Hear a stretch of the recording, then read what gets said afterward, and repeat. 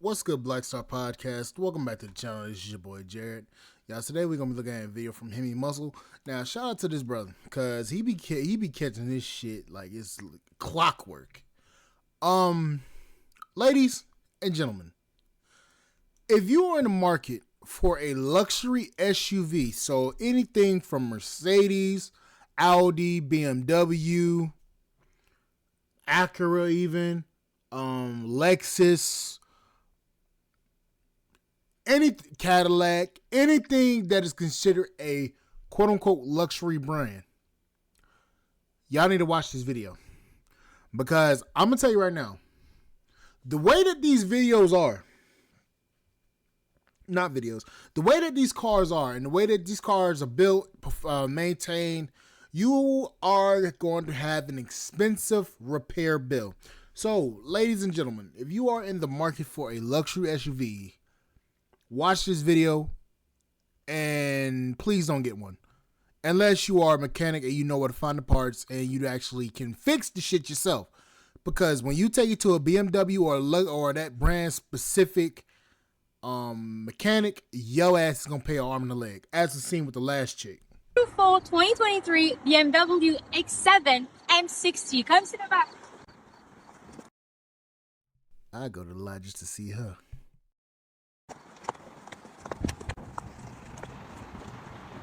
What's up, guys? Welcome back to the channel, man. Welcome back to the channel. We got some crazy clips to react to, man. Let's get right into it. Let's go. Car advice. So I bought a Range Rover. It was used. And Worst mistake that she ever made, because Range Rovers will leave your ass in the fuck. Those cars are in the damn dealership more than they are in your driveway. since I've had the craziest problems, I actually drove it off the lot without brakes, took it back to the place, and then they said since I had it for a day that I cut the brakes and they were blaming on me. Obviously, I'm searching for a lemon lawyer, but I ended up fixing the brakes, having the car for now 6 months, and then taking it to Range Rover because it broke down again. And then Range Rover's like, this is going to cost $10,000 to repair. I only bought the car because it's a used Range Rover for $24,000. So now it's going to cost $10,000 to repair. Can I still go to a lemon lawyer after this much time? Do I sell the car? Do I fix the car? I really got myself in a pickle. I hate this car. I hate you. Ladies, take a book from your big bros, either your big bro or your little bro's rule book. And I'm gonna tell y'all this. If you are looking at a used Land Rover, Range Rover, whatever Rover it is, Land Rover Discovery, a Land Rover Defender, anything Land Rover, let me explain something to you. Land Rover is built by Tata. Tata builds Land Rover and Jaguar, okay? Jaguar and Land Rover are known to have issues with cooling systems failing, brake systems failing, electronics failure. These cars are absolute money pits. Unless you are leasing that car, you better not take your ass and spend no dime, nickel, penny, or crack pipe to damn buy that vehicle. Those vehicles are absolute shit shows, money pits and everything in between. You are lucky to drive 5 miles without that thing breaking down on you. Now, she said she drove off the lot with no brakes. Ain't no way in the hell I would get in that car and drive that bitch. I have no brakes, and they say after a day, oh, you cut the brakes. How the fuck you cut the brakes after one day? It's not like this woman knows where the fuck to actually look at to actually see the brakes, or see the brake line. There's no way she know where the fuck the brake line's at. All that shielding underneath those vehicles, all that bullshit underneath those vehicles. You really think this woman right here, this high, and I'm not gonna say she's high maintenance, but this high sedity woman right here with makeup on and everything, you really think she gonna get under the car to cut her own brake lines? Now, where the fuck they do that at? I'm going to cut my brake lines on my 2020, my used Range Rover that I'm so excited to buy because y'all refuse to do the work on it. And the car's still under factory warranty. It's under 50,000 miles or however long Range Rover is. It only has 24,000 miles on it. And you telling me she cut her own brakes? Man, I would have said, so I would have asked questions. Is this covered under warranty, bumper to bumper? And I would have did exactly like Rabbit said. And for those of you who doesn't know who the fuck Rabbit is, I'm talking about Rabbit's Used Cars. Let me bring up that video.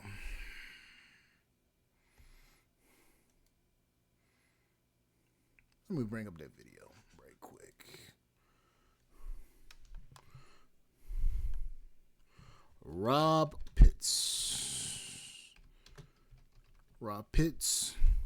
Range Rover. Y'all gonna laugh y'all ass off at this.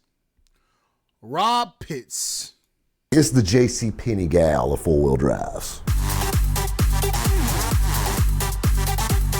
Shout out to Van Wiki. Bird car that they love. And I love Land Rovers. They're a little classy. You know, I mean, I like Blazers and Broncos too, but it's the JCPenney gal of four-wheel drives. I mean, it's just a classy ride. And I like them, you know, it's a little upscale. You know, that's how Rabbit likes to roll. I had a Disco one back in the day. I bought it at the night auction, a Portofino red Disco one. I love that thing. I drove it for a little while, flipped it, made money off of it. Hundreds and hundreds of cars later, I decided, you know what? I hadn't had a car payment in a while. I'm gonna go buy me a Rover. You know, I just stepped out of a Corvette that I bought brand new. It was paid for. And I liked my Vette, so I decided I was gonna keep it, but I wanted a hot date car. So this was in 2007. I decided, I'm gonna give me a Rover, but I love the Disco 2, which they quit making in 2004. But now you're starting to see the Disco 2s coming on. They use car lots, like they have their certified pre-owned Rovers. And that's kind of what I was aiming for. I mean, I'm not gonna get my head took off on a brand new car. I'm smarter than that. So I went down to our local Land Rover store and looked around, and they had a black and a white Discovery 2 sitting there, both certified pre-owned. The black one, you can tell it had been rode hard. The white one was a very nice, clean, 50,000 miles. It actually had 48,000 miles on it. Super clean. It belonged to a cardiologist in Buckhead. White with the black leather insides with the white piping. And you know, the wholesale pitch, and I'm a sucker for it. You know, you walk in, and we didn't sought out to build the least expensive four-wheel drive. We sought out to build the world's best four-wheel drive. You know, and I fell for it. I liked it. I mean, I'm like, man, this is a good looking truck, and I drove it. And I think the thing that really, really, really attracted me the most in their sales pitch is when we went to drive it, my Corvette was sitting in front of the Rover, and there was like a little incline, and you drove out onto the road, a sidewalk, and then you're on the road. So I had to move my car and pull the Rover around and out the drive. I said, well, I need to move my Vette. He said, we're in a Rover. He backs it up the incline, and that thing didn't turn a tire. And we backed out over the curb onto the road. He said, this is a Rover. So we went for a test drive, and it drove great. It had the 4.6 V8 in it. Great power, horrible fuel mileage. We burned a quarter tank of gas on test drive. And the thing that they were really pushing was the warranty on their certified pre-owns they had. And I believe it was like an in-house deal they were pushing, but they said it's bumper to bumper. This is the same experience, Mr. Pitts, you would have as buying a brand new Rover. I love how it just, everything was bumper. I said bumper to bumper. He said bumper to bumper, top to bottom, it's covered. I said, really? He said, bumper to bumper, sir, it's carefree. Bumper to bumper. He said, bumper to bumper. We drove a little ways. I said, bumper to bumper. He said, everything. Good enough. We negotiated back and forth just a little bit. Found a deal I could make right for me. Signed up, bought it. He said, congratulations, Mr. Pitts. You bought the best four-wheel drive vehicle you could ever possibly put yourself in, and yada, yada, yada, and all this stuff. He said, we're going to send your Rover over to have it detailed and you'll be ready to ride for the weekend. I said, no, there's no sense in cleaning it up yet. He said, what are you talking about? And I said, I need to have some service work done on it. Excuse me? I said, follow me. So we walk outside, me and the sales guy, and I said, you see that fairing right there? And I showed him the driver's side fairing. I said, see that scratch on it? He goes, yeah. I said, I need that replaced. He said, we'll order you one, just keep driving it. And I said, well, you're gonna put one new fairing on it while all the other ones have faded. So now it's gonna like I have a wrecked Rover. Is that the Rover buying experience? Well, this time he's already called the sales manager out because he has a problem child. And I own it. He calls the parts manager up. Parts manager has a clipboard and a piece of paper. Both sides. We replaced every piece of trim on that Rover, bumper to bumper. And I stayed between the bumpers and replaced the back one. In the back seat, it had an indention. It wasn't a tear, it wasn't a rip, but it had a dent in the seat. And what it did is they set a car seat back there. And I said, how about that back seat? He said, well, Mr. Pitts, it's not ripped. I said, did it come from the factory with a dent in it like that? He said, well, no, it didn't. I said, well, it's not new, and it didn't come that way. Bumper to bumper, right? They ordered me a new back seat for it. So it's about $7,000 worth of trim work. And also part of this warranty is they put you in a Rover loaner. So I picked up my new LR4 that I drove for 4 months. They called me and they said, Mr. Pitts, your Rover is ready to go. I came in the following Friday, dropped off my LR4, and then I noticed one thing. They put that stupid tire cover on the back, you know, and it had like a rhino on it or whatever. And I'm like, no, this has got to come off. You didn't pay me for advertisement. So I tore that off on the spot. And they put a Land Rover sticker on the back of it. Land Rover Greenville, and it was crooked. Called the sales manager out there. I said, you better pray on all things holy that you do not scratch this thing removing your decal off the back of my Rover. We'll get it around the cleanup shop now, Mr. Pitts. Thank you, sir. Well, as he pulled away, there was a puddle of antifreeze under it.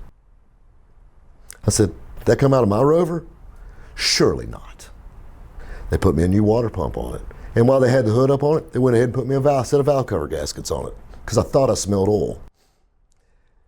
So I got back in my LR4 and drove it for another month. They got everything fixed, and they ended up having to put a heater core in it too because the technician thought it was hilarious. He said the carpet was wet in it, and they ended up having to put a heater core in this thing too. So now I go to drop the LR4 off, and I go to pick it up because I'm kind of missing my Rover. Like I like this thing legitimately, just had stupid problems. I pick it up, and the parts manager smoking a cigarette out back. Calls me over. He goes, I like you, guy. He said, they're still talking about you. Like, he's back. He said, they've already talked one time about giving you your money back on this Rover and just letting you leave. Anyway, I got my Rover, and I drove it for about 6 months. I put about 5,000 miles on it in 6 months. It sat in my garage. That's what you do, ladies. You ask them motherfuckers. You ask the motherfuckers, is this shit bumper to bumper? And you proceed to fuck with them. First of all, you cannot do a lemon law with a used car. I mean, if I'm wrong, leave it in the comments, guys. That's the first thing.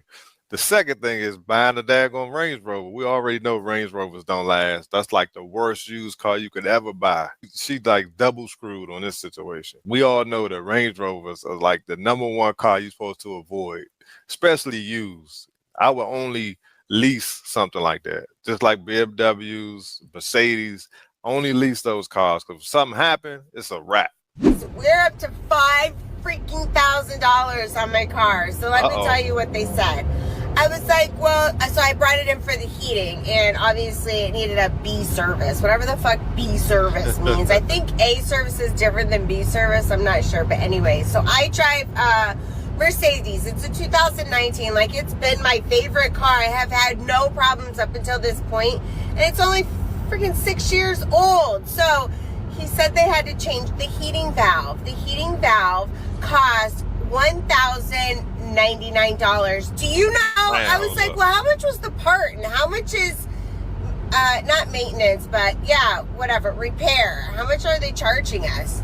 They said the part was like $400 and something, and they were charging us $1,500 and something Yeah, leave. for the maintenance or whatever, the mechanical, whatever the fuck it is, whatever it's called. Anyways, you guys know what I'm talking about. Can you fucking believe that for the labor? And so, anyways, they put that on, and apparently it didn't fucking work. It worked for 30 minutes. They had it idle for 30 minutes, and then my air went cold. I'm like, okay, so that was $1,099, and he was like, well, the whole total was gonna be like $7,000 something. I might as well go buy a new fucking car. Like, I'm so irritated and frustrated right now, because here's the thing, like, do I really even need to get it fixed? Because Duke and I leave, like, it's already getting fucking cold right now, but Duke and I leave in December for Arizona, so I'm gonna need the heat for another 2 months. Do I even get it fixed? Anyways, so now I opted out with another option that was flushing the, I think it's flushing the system, and it's only gonna, not only, it's costing $1,200 on top of the $2,099. That's crazy. So if that does not work, fuck it, I'm not gonna have air, and I just wasted $4,000 fucking dollars. I'm so disgusted.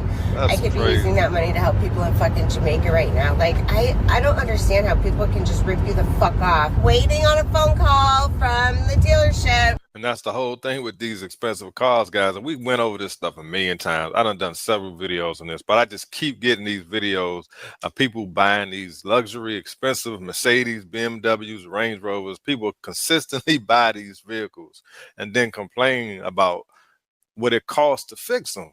I mean, it's unbelievable. I understand they're pretty. You look good riding in them. You at the stoplight, you shining, you know, you feeling good.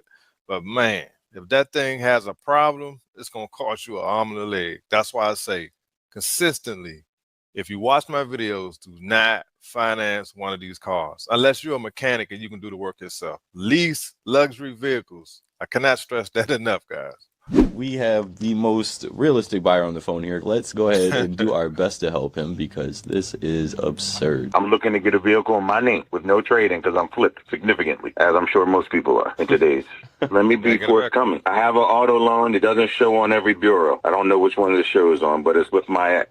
She's being stubborn. I got bad credit, not a lot of money down, and yeah, I know my circumstances, so I'm very realistic. So we're working with a minimal amount down, right? Yes. Now, when you say bad credit, brother, talk to me. What's bad credit? We work with some terrible stuff over here. I'm definitely low fives. Okay, so when you say bad credit, you really mean fair credit. If that's what you want to call it. Yes, sir. We have seen 380s. We have seen, I actually got a 365 approved last week. Well, God bless you. What has you at 500? Is it a credit card? Is it the mortgage? Is it paid autos? Is it unpaid autos? Talk to me. I'm going to be honest with you. I really don't know. I'm in the middle of a divorce. Don't really have much credit. Divorce can be a tough one, brother. Yeah, man. It ain't fun. Nonetheless, brother, we are going to help you through this, okay? So, are you working full-time right now? Work full-time. I make $1,500 a week. Nice. Making great money, brother. So, car payments, no problem. No. Perfect. So, now we just need to help you get the door open so you can start reestablishing yourself, is all. All right, Stefan. I like your energy. Hopefully, we can do some business. I appreciate it. I enjoyed this phone call with you, all right? As soon as it's done, I'll give you a call back. Man, appreciate you. All right, brother. Have a good day.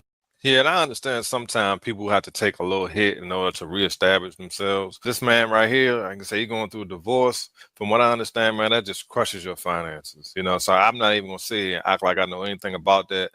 Luckily, I've been good, you know what I'm saying? But you just never know. So I can't even sit here and say nothing about this man. I mean, at least he's been straight up and honest. He understands the situation. He's going in there with a 380 credit score, acting like he got a 700 credit score. You feel what I'm saying? You know, I can say this.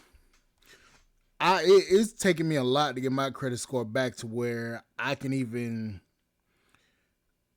attempt to even look at stuff. It's just right now, I don't feel like buying nothing due to the fact that, for one, I can't afford the car payments, or I can't afford the car payment to go up if I do buy something. And on top of that, financially, it doesn't make sense because I actually got some other stuff I want to actually do. So having the $800 car payment, it ain't the best. So what I'm trying to do is I'm trying to get rid of that shit immediately. But hey, He right. You gotta take a little hit in order to get, you know, in order to get to where you can, you know, reestablish yourself. And so he got to find a way to reestablish his credit. So I get it, but man, 380 or 500, that's tough. It's tough to get a car loan with a good interest rate with that type of score. Point, I'm getting ready to trade this Benz in. It's giving me too many problems. I cannot see the speedometer. I can't see the gas. I can't see anything. The screens are no longer working. This is the only screen that's working. I went on YouTube. YouTube said to press these two buttons down for 10 seconds. And it's supposed to reboot the whole system, like make the screens restart. Okay, so y'all see it's restarting, right?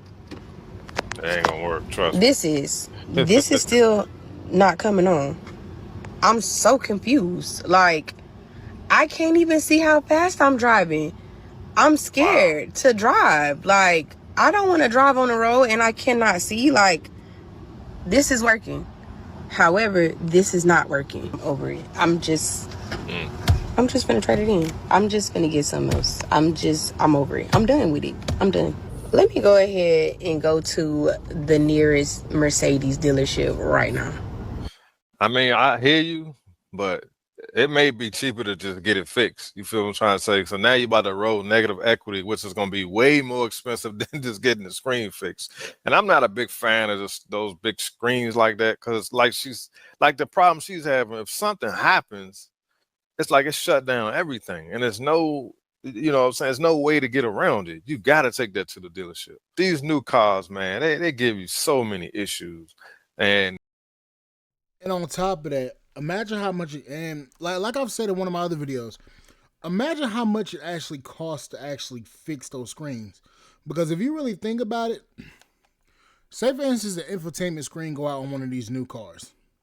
Let's just say that. If that infotainment screen goes out, that'll be a very big expense. It's not worth it. Now, she's in a Mercedes. I'm not sure exactly which Mercedes it is, but knowing Mercedes and knowing the way that Mercedes is, it's going to cost you a good bit. It's going to cost you a very good bit. These cars ain't worth it. And honestly, when I say like I'm trying to get an older vehicle, I'm trying to get some shit from the 80s. Not 80s, the early 90s to late 90s. Because it personally is not worth it.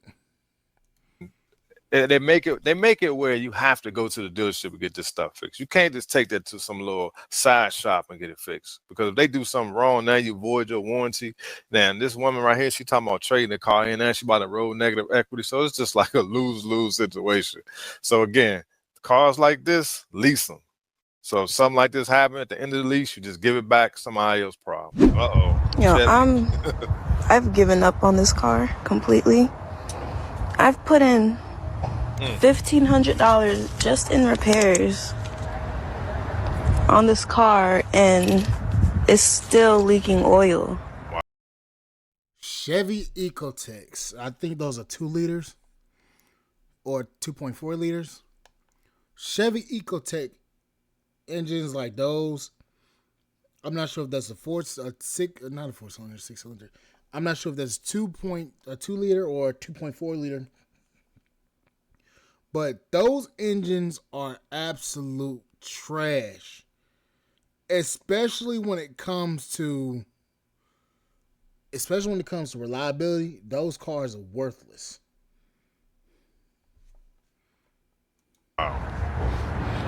I've replaced so much stuff. We rethreaded the bolts. We rethreaded 3 bolts. This bolt, and then one inside. We changed this whole thing, this whole cover. Wow. Changed the spark plugs.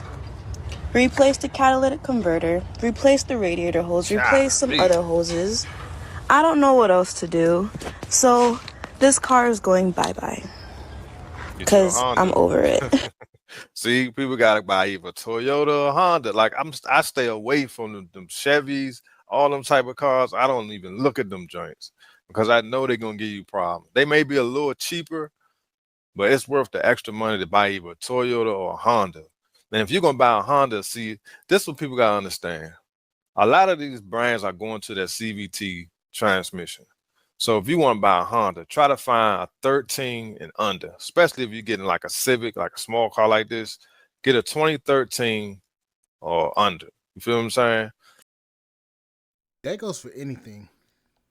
Because Nissan, Honda, Acura, Infiniti, they all have, most of their cars have CVTs. It's not worth it. Honestly, just get you something that's older that you can actually maintain yourself. You know, change the oil, change transmission fluid, change your coolant, change all that stuff, because to be honest with you, it's not worth the headache of buying one of these new cars and then you can't even afford to keep the motherfucker on the road. It's not worth it. But anyways, guys, like, share, subscribe to the channel, support the podcast, support.com. I'll see you guys on the flip side. Thank you guys for listening. Bye, guys.